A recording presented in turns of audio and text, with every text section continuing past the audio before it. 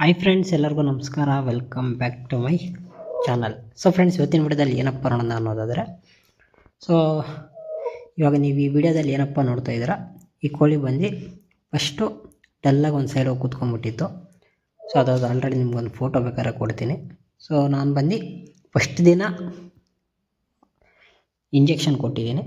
So ಎಂಟ್ರೋಫ್ಲೆಕ್ಸಿನ್ injection ಬಂದು ಕೊಟ್ಟಿದ್ದೀನಿ. So ಇವತ್ತು ಬಂದು ಡೇ 2. ಸೊ ಫಸ್ಟ್ ದಿನ ಮೇವೇನೂ ತಿಂತಾಯಿರಲಿಲ್ಲ, ಮೊಳಕಾಲು ಬಂದು ಕೂತ್ಕೊಂಡ್ಬಿಡ್ತಾಯಿತ್ತು. ಸೊ ಈಗ ಬಂದು ಸ್ವಲ್ಪ ಮಟ್ಟಿಗೆ ರಿಕವರಿ ಆಗಿ ಓಡಾಡ್ತಾಯಿದೆ. ಇವತ್ತು ಬಂದು ಇಂಜೆಕ್ಷನ್ ಏನು ಕೊಟ್ಟಿಲ್ಲ, ಇವತ್ತು ಬಂದು ಲಿಕ್ವಿಡ್ ಮೆಡಿಸನ್ನ ಕೊಡ್ತಾಯಿದ್ದೀನಿ, ಮತ್ತು ಈಗ ಫುಡ್ನ ಕೊಡ್ತೀನಿ. ಸೊ ನೋಡ್ಬೋದು, ಆಲ್ರೆಡಿ ಫುಡ್ ತಿನ್ನೋದಕ್ಕೆ ಸ್ವಲ್ಪ ರೆಡಿ ಆಗಿದೆ, ಆ್ಯಕ್ಟಿವ್ ಅನ್ನೋದಿದೆ ಕೋಳಿ. ಈಗ ಬಂದು ವಾಟರಲ್ಲಿ ಮೆಡಿಸನ್ ಮಿಕ್ಸ್ ಮಾಡಿಕೊಡ್ತಾಯಿದ್ದೀನಿ. ಮತ್ತು ಫುಡ್ಗೆ ಬಂದು ನಾನು BSF ಲಾರ್ವನ್ನ ತೊಗೊಂಡಿದ್ದೀನಿ. BSF ಲಾರ್ವನ್ನ ಫುಡ್ಗೆ ಕೊಡ್ತೀನಿ. ವಾಟರಲ್ಲಿ ಬಂದು ಮೆಡಿಸನ್ನ ಮಿಕ್ಸ್ ಮಾಡಿಕೊಡ್ತೀನಿ, ಆ್ಯಂಟಿಬಯೋಟಿಕ್ಕು. ಸೊ ಇವತ್ತು ನಾನು ಕೊಡ್ತಾ ಇರೋ ಮೆಡಿಸನ್ ಬಂದು ಮೆರಿಫ್ಲಾಕ್ಸು. ಇದು ಬಂದು ಲಿವೋಫ್ಲಾಕ್ಸಿಂದು ಮತ್ತು ಪ್ರೊಮ್ಯಾಕ್ಸಿನ್ HCl ಸೊಲ್ಯೂಷನ್ಗೆ ಬರುತ್ತೆ. ಇದನ್ನ ಬಂದು ನೀರಲ್ಲಿ ಮಿಕ್ಸ್ ಮಾಡಿ ಕೊಡ್ತಾಯಿದ್ದೀನಿ. ಕಫ ಇರಲಿ, ಜ್ವರ ಇರಲಿ, ಏನಾದರೂ ಇರಲಿ, ಆ್ಯಂಟಿಬಯೋಟಿಕ್ಕು ತುಂಬ ಚೆನ್ನಾಗಿ ಕೆಲಸ ಮಾಡುತ್ತೆ ಇದು. ಸೊ ನಾವು ಯಾವುದೇ ಆ್ಯಂಟಿಬಯೋಟಿಕ್ ಆಗಲಿ ಕೊಡ್ಬೋದು. ಸೊ ಇದ್ರ ಜೊತೆಗೆ ನಿಮ್ಗೆ ಇದು ಸಿಗಲಿಲ್ಲ ಅಂದರೆ ಎಂಟ್ರೋಫ್ಲೆಕ್ಸಿನಲ್ಲಿ ಸಿಗುತ್ತೆ. ಎಂಟ್ರೋಫ್ಲೆಕ್ಸಿನ್ನ ಬೇಕಾದ್ರೆ ಕೊಡ್ಬೋದು, ಎಂಟ್ರೋಫ್ಲೆಕ್ಸಿನ್, ಬೊಮ್ಯಾಕ್ಸಿನ್ನು. ಎಂಟ್ರೋಫ್ಲೆಕ್ಸಿನ್ ಇಂಜೆಕ್ಷನ್ ಆಲ್ರೆಡಿ ನೆನ್ನೆ ಕೊಟ್ಟಿದ್ದೀನಿ, ಅದರಿಂದಾಗಿ ಇವತ್ತು ಬಂದು ಲಿವೋಫ್ಲೆಕ್ಸಿನ್ ಕಾಂಬಿನೇಷನಲ್ಲಿ ಮೆರಿಫ್ಲಾಕ್ಸ್ನ ಕೊಡ್ತಾಯಿದ್ದೀನಿ. ಓಕೆ, ಇದನ್ನ ಮಿಕ್ಸ್ ಮಾಡಿ ಕೊಡೋಣ. ಫಸ್ಟಿಗೆ BSF ಲಾರ್ವನ್ನ ಕೊಡ್ತೀನಿ. ನೋಡ್ಬೋದು, ಕೋಳಿ ಆ್ಯಕ್ಟಿವ್ ಆಗಿ ಓಡಾಡ್ತಾ ಇದೆ.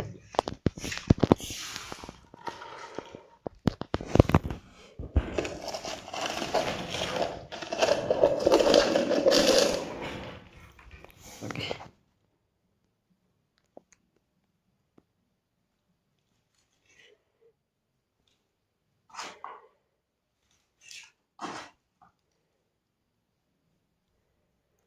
ಓಕೆ, BSF ಲಾರ್ವ ತಿಂದರೆ ತಿನ್ನಲಿ, ಇಲ್ಲಂದರೆ ಇದ್ರ ಜೊತೆಗೆ ಸ್ವಲ್ಪ ಸಜ್ಜೆ ಏನಾದರೂ ಕೊಡ್ತೀನಿ. ಸೊ ಓಕೆ, ಈಗ ಫಸ್ಟು ಮೆಡಿಸನ್ನ ಮಿಕ್ಸ್ ಮಾಡಿ ಇಟ್ಬಿಡ್ತೀನಿ. ಸೊ ಕಫ ಇದ್ದಿದ್ದರಿಂದಾಗಿ ಮಾರ್ನಿಂಗಿಂದ ಫುಡ್ಡು ವಾಟರ್ ಏನೂ ಕೊಟ್ಟಿರಲಿಲ್ಲ, ಈಗ ಬಂದು ಕೊಡ್ತೀನಿ. ಸೊ ಓಕೆ, ಇದನ್ನೀಗ ಸ್ವಲ್ಪ ನೀರಲ್ಲಿ ಮಿಕ್ಸ್ ಮಾಡ್ಕೊಳ್ಳೋಣ. ಓಕೆ, ತುಂಬ ಜಾಸ್ತಿನೂ ಕೊಡಬೇಡಿ.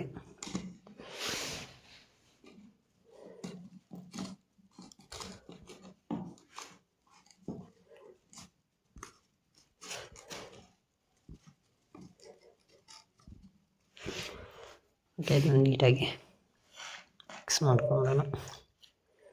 ಓಕೆ, ಇದೀಗ ನೀಟಾಗಿ ಮಿಕ್ಸ್ ಆಗಿದೆ, ಎತ್ತಿ ಕೋಳಿಗೆ ಕೊಡೋಣ. ಬೆಳಗ್ಗೆಯಿಂದ ನೀರು ಕೊಟ್ಟಿಲ್ಲ, ಕೊಟ್ಟಿದ ತಕ್ಷಣ ನೀರನ್ನ ಕುಡಿಯುತ್ತೆ. ಓಕೆ,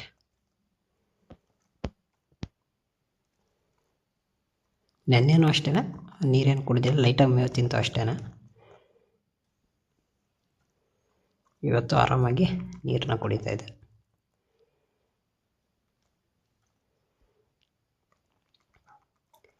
ನಾಳೆಗೆ ಡೇ 3 ಆಗುತ್ತೆ. ನಾಳೆ ಬೆಳಿಗ್ಗೆ ಒಂದು ಸಾರಿ ಆ್ಯಂಟಿಬಯೋಟಿಕ್ ಕೊಟ್ಬಿಟ್ಟು ಕೋಳಿಗೆ ನೀಟಾಗಿ ಡಿಸ್ಇನ್ಫೆಕ್ಟೆಂಟ್ ಸ್ಪ್ರೇ ಮಾಡಿಕೊಂಡು ಎತ್ತಿ ನಾರ್ಮಲಾಗಿ ಬಿಟ್ಬಿಡೋಣ.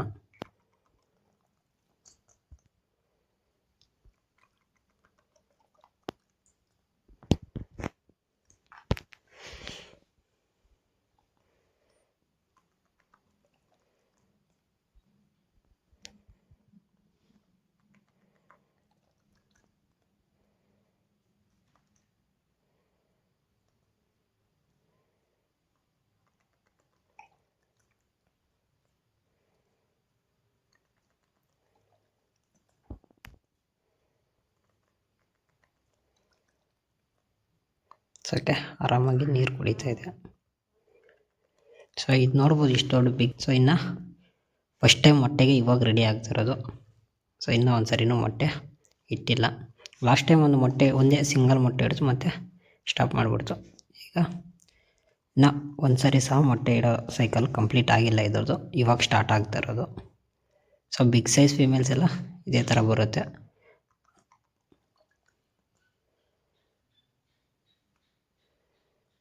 ಸೊ ಇದಕ್ಕೆ ಆಲ್ಮೋಸ್ಟ್ ಒಂದು 8 to 9 months ಕಂಪ್ಲೀಟ್ ಆಗಿದೆ. ಈಗ ಫಸ್ಟ್ ಟೈಮ್ ಮೊಟ್ಟೆಗೆ ರೆಡಿ ಇದೆ ಫೀಮೇಲು. ಅಂದರೆ ಈಗ ಸ್ವಲ್ಪ ಹುಷಾರಿಲ್ದಿರೋದಾಗಿ ಸಪ್ರೇಟ್ ಮಾಡಿರೋದು. ಇಲ್ಲಾಂದರೆ ಒಂದು ವಾರದಿಂದ ಒಂದು 10 ದಿನದೊಳಗಡೆ ಮೊಟ್ಟೆಗೆ ರೆಡಿ ಆಗಿಬಿಡುತ್ತೆ ಫೀಮೇಲು.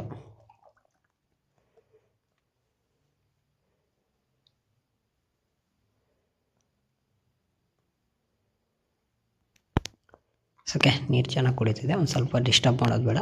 ಅಷ್ಟರೊಳಗಡೆ ಹೋಗಿ ಇದಕ್ಕೆ ಸ್ವಲ್ಪ ಮೇವು ಎತ್ಕೊಂಬರೋಣ.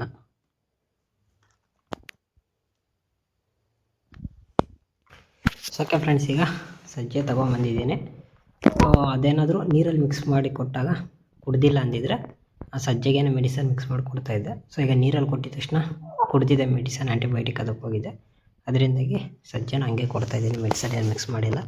ನೋಡ್ಬೋದು ಆಲ್ರೆಡಿ ಬಂದು ವೆಯ್ಟ್ ಮಾಡ್ತಾಯಿದೆ ಫೀಮೇಲು. ಓಕೆ, ಈ ಫೀಮೇಲ್ ಅಂತೂ ಸಜ್ಜೆನ ತುಂಬ ಚೆನ್ನಾಗಿ ತಿನ್ನುತ್ತೆ. ಸಜ್ಜೆ ಚೆನ್ನಾಗಿ ಅಭ್ಯಾಸ ಇದೆ, ಅದರಿಂದಾಗಿ ಬರೀ ಸಜ್ಜೆನ ಇದ್ದೀನಿ. ಓಕೆ, ನೋಡಿ ಕೊಟ್ಟಿದ ತಕ್ಷಣ ತಿಂತಾಯಿದೆ. ಈಗ ಕ್ಲೀನಾಗಿ ತಿಂದು ಮಾರ್ನಿಂಗೆ ಡೈಜೆಷನ್ ಆಯಿತು ಅಂದರೆ ಇನ್ನೊಂದು ಟೈಮ್ ಆ್ಯಂಟಿಬಯೋಟಿಕ್ ನೀರಲ್ಲಾಗಲಿ ಇಲ್ಲ ಸಜ್ಜೆನಲ್ಲಾಗಲಿ ಮಿಕ್ಸ್ ಮಾಡಿಕೊಟ್ಬಿಟ್ಟು ನಾರ್ಮಲಾಗಿ ಡಿಸ್ಇನ್ಫೆಕ್ಟೆಂಟ್ ಮಾಡಿಕೊಂಡು ಆಮೇಲೆ ಬೇರೆ ಕೋಳಿಗಳ ಜೊತೆ ಬಿಟ್ಕೊಬೇಕು. ಯಾಕಂದರೆ ಇದರಲ್ಲಿರೋ ವೈರಸ್ಸು ಈ ಕೋಳಿ ಮೇಲೆ ಹಂಗೆ ಇರುತ್ತೆ. ನಾವು ಡಿಸ್ಇನ್ಫೆಕ್ಟೆಂಟ್ ಸ್ಪ್ರೇ ಮಾಡಿಲ್ಲ ಅಂದರೆ ಬೇರೆ ಕೋಳಿಗಳಿಗೆ ಸ್ಪ್ರೆಡ್ ಆಗೋ ಚಾನ್ಸಸ್ ಇರುತ್ತೆ. ಇದು ಎಷ್ಟೇ ಆ್ಯಕ್ಟಿವ್ ಆಗಿರಲಿ ಒಂದು ಸರಿ ಬಯೋ ಬೂಸ್ಟರ್ನ ಸ್ಪ್ರೇ ಮಾಡಿಕೊಂಡು ಆಮೇಲೆ ಬೇರೆ ಕೋಳಿಗಳ ಜೊತೆ ಬಿಟ್ಬಿಡ್ತೀನಿ. ಸೊ ಈಗ ಆರಾಮಾಗಿ ಮೇವೆಲ್ಲ ತಿಂತಾಯಿದೆ, ನೋಡ್ಬೋದು ನೀವೇ. ಸೊ ಆದಷ್ಟು ಒಂದು ಚೂರು ಡಲ್ಲಾದ್ರೂ ಕೋಳಿ ಎತ್ತಿ ಸಪ್ರೇಟ್ ಮಾಡ್ಕೊಂಬಿಟ್ರೆ ಬೆಸ್ಟು. ಕೋಳಿಗಳ ಜೊತೆ ಬಿಡೋದಕ್ಕೆ ಹೋಗ್ಬೇಡಿ. ಮತ್ತು ತುಂಬ ಜನ ಏನು ಮಾಡ್ತೀರಪ್ಪ ಅನ್ನೋದಾದರೆ ನನಗೆ ಕಾಂಟ್ಯಾಕ್ಟ್ ಮಾಡ್ತೀರಾ ಮೆಡಿಸನ್ಗೆ ಸಪ್ರೇಟ್ ಮಾಡಿ ಅಂದರೆ ಕೋಳಿಗಳು ಪಕ್ಕದಲ್ಲೇ ಇರ್ತವೆ. ಸಪ್ರೇಟಾಗಿ 1 kg ಎಲ್ಲಾದರೂ ಪಕ್ಕದಲ್ಲೇ ಇಟ್ಟಿರ್ತೀರ. ಹಂಗಿಟ್ರೆ ವೈರಸ್ ಸ್ಪ್ರೆಡ್ ಆಗೋ ಚಾನ್ಸಸ್ ಇರುತ್ತೆ ಕೋಳಿಗಳಿಗೆ. ಮತ್ತು ಈ ವೈರಸ್ ಅಟ್ಯಾಕ್ ಆಗಿರೋಂಥ ಕೋಳಿಗೆ ಕಾಂಟ್ಯಾಕ್ಟೇ ಇರಬಾರ್ದು, ಅಷ್ಟು ದೂರ ಇಡಬೇಕಾಗುತ್ತೆ. ಸೊ ನಾನು ಇದಕ್ಕೆ ಮೆಡಿಸನ್ ಮಾಡೋದಕ್ಕಿಂತ ಮೊದಲೇ ಹೋಗಿ ನಮ್ಮ ಕೋಳಿಗಳಿಗೆಲ್ಲ ಫುಡ್ಡು ವಾಟರ್ ಎಲ್ಲ ಕೊಟ್ಟಿದ್ದಾದಮೇಲೆ ಬಂದು ಇದಕ್ಕೆ ಮೆಡಿಕೇಷನ್ ಮಾಡೋದು.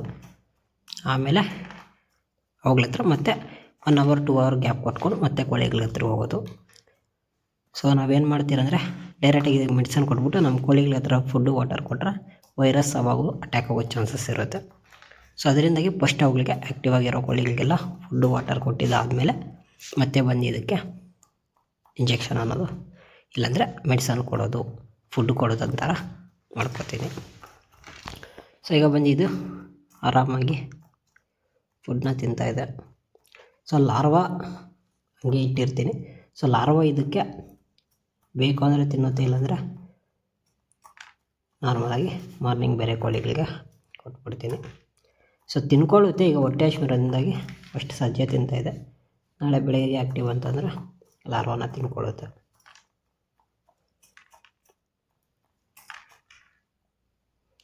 ಓಕೆ, ನೋಡ್ತಾ ಇದ್ದೀರಲ್ವ, ನೀಟಾಗಿ ಫುಡ್ ಬಂದು ಡೈಜೆಷನ್ ಆಗಬೇಕು. ಸೊ ನಿಮಗೆ ಯಾವುದೇ ಕೋಳಿಗೆ ಫಸ್ಟು ಏನಾದರೂ ಡಲ್ಲಾಗಿ ಕಾಣಿಸ್ತಂದರೆ ಫಸ್ಟು ಫುಡ್ನ ಚೆಕ್ ಮಾಡ್ಕೊಳ್ಳಿ. ಫುಡ್ ಏನಾದರೂ ಡೈಜೆಷನ್ ಆಗಿಲ್ಲ ಅಂದರೆ ನೀವು ಮೇಯ್ನಾಗಿ ಡೈಜೆಷನ್ ಸಿರಪ್ ಹಾಕ್ಕೊಂಡು, ಆ ಫುಡ್ ಏನಾದರೂ ಗಟ್ಟಿ ಇದ್ದರೆ ಅದಕ್ಕೆ ಬೇಕಾದ್ರೆ ಡೈಜೆಷನ್ ಸಿರಪ್ ಹಾಕ್ಕೊಳ್ಳಿ. ನೀರಾಗಿ ಏನಾದರೂ ಇತ್ತು ಅದ್ರ ಹೊಟ್ಟೆಲಿ ಹಂಗೆ ಮೇವೇನು ಜೀರ್ಣ ಆಗಿಲ್ಲ ಅಂದರೆ ಅದು ಪಾಯ್ಸನ್ ಆಗಿರುತ್ತೆ ಅಂತ ಅರ್ಥ. ನೀವು ಅದನ್ನು ನೀರು ಕುಡಿಸಿ ಆ ಫುಡ್ಡೆಲ್ಲ ಔಟ್ಸೈಡ್ ವಾಮಿಟ್ ಮಾಡಿಸ್ಬೇಕಾಗುತ್ತೆ ಅದರ ಕೈಯಲ್ಲಿ. ಇಲ್ಲಾಂದರೆ ಕೋಳಿಗೆ ನೀವೇನಾದರೂ ಆ್ಯಂಟಿಬಯೋಟಿಕ್ ಕೊಟ್ಟಿದ ತಕ್ಷಣ ಡೆತ್ ಆಗಿಬಿಡುತ್ತೆ ಕೋಳಿ. ಇದೊಂದನ್ನು ಮಾತ್ರ ಅಬ್ಸರ್ವ್ ಮಾಡ್ಕೊಳ್ಳಿ. ಯಾಕಂದರೆ ಫುಡ್ ಅವು ತಿಂದಿರೋದು ಡೈಜೆಷನ್ ಆಗೋದು ತುಂಬಾ ಇಂಪಾರ್ಟೆಂಟ್ ಆಗುತ್ತೆ. ಸೊ ನೋಡ್ಬೋದು, ಈಗ ಅದು ಬಂದು ನೀಟಾಗಿ ತಿಂತಾಯಿದೆ. ಆ್ಯಕ್ಟಿವ್ ಅನ್ನೋದು ಇದೆ ಕೋಳಿ. ಸೊ ನಾಳೆ ಬೆಳಗ್ಗೆಗೆ ನೋಡಿಕೊಂಡು ಇದನ್ನ ನಾರ್ಮಲಾಗಿ ರಿಲೀಸ್ ಮಾಡ್ಕೊಂಬಿಡ್ತೀನಿ. ಸೊ ಓಕೆ ಫ್ರೆಂಡ್ಸ್, ನೋಡಿದ್ರಲ್ವ, ಇನ್ಫಾರ್ಮೇಷನ್ ನಿಮ್ಗೇನಾದರೂ ಹೆಲ್ಪ್ಫುಲ್ ಆದರೆ ವಿಡಿಯೋನ ಲೈಕ್ ಮಾಡಿ, ಹಾಗೆ ನಿಮ್ಮ ಫ್ರೆಂಡ್ಸು ಫ್ಯಾಮಿಲಿ ಪ್ರತಿಯೊಬ್ಬರಿಗೂ ಶೇರ್ ಮಾಡಿ. ಹಾಗೆ ಆದಷ್ಟು ನಮ್ಮ ಚಾನಲ್ನ ಸಬ್ಸ್ಕ್ರೈಬ್ ಮಾಡ್ಕೊಳ್ಳಿ. ಇದೇ ಥರ ಇನ್ಫಾರ್ಮೇಷನ್ ವೀಡಿಯೋಸ್ನ ನಾವು ಕೊಡ್ತಾ ಇರ್ತೀನಿ. ಸೊ ಮುಂದಿನ ವಿಡಿಯೋದಲ್ಲಿ ಸಿಗೋಣ. ಎಲ್ಲರಿಗೂ ಬಾಯ್ ಬಾಯ್.